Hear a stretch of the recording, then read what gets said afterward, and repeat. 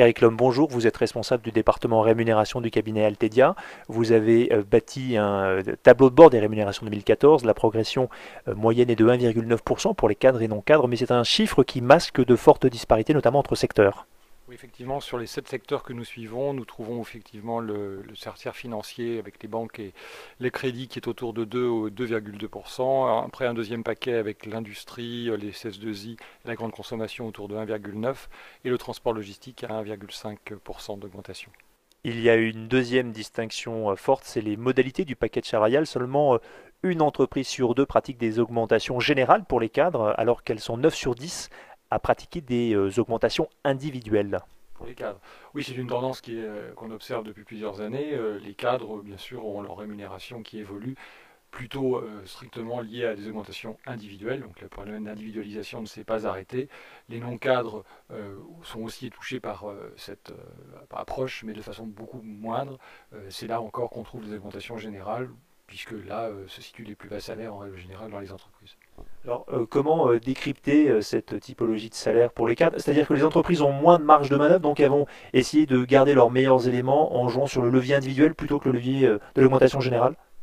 Non, c'est l'idée de mieux récompenser le mérite, de prendre en compte la performance avec des critères les plus objectifs possibles, qui est visé par ces politiques hein, qui se sont mis en place dans les années 80 et qui ne sont jamais revenus en arrière, même si on fait parfois le constat que trop d'individualisation nuit, on va dire, au fonctionnement collectif de l'entreprise.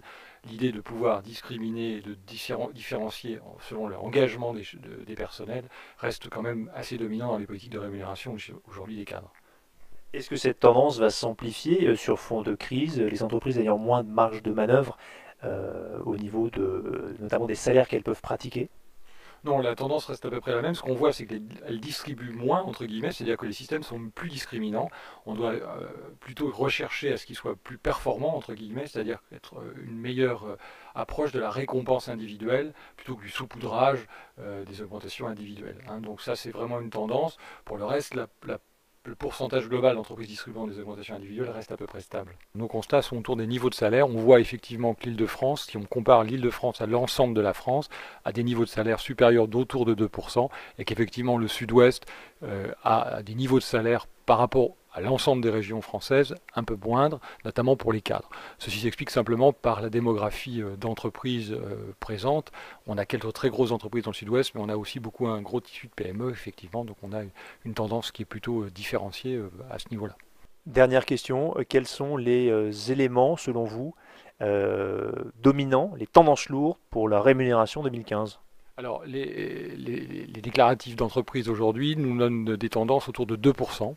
Hein, avec pour l'instant des différences sectorielles qui restent à peu près les mêmes que celles qu'on avait vues précédemment, toujours le tertiaire financier un peu plus élevé que le reste, mais on est donc sur une reproduction de ce qui s'est passé en 2014 dans les déclaratifs à cette époque de l'année. On va voir que la réalisation des NAO qui va commencer maintenant, est-ce qu'elles confirmeront ou est-ce qu'elles infirmeront ces tendances? Ça sera une question. On le rappelle, hein, la NAO, la négociation annuelle obligatoire hein, sur les salaires, et votre baromètre 2014 porte sur 350 entreprises représentant 7 secteurs d'activité. Merci beaucoup, Éric Lhomme, à bientôt.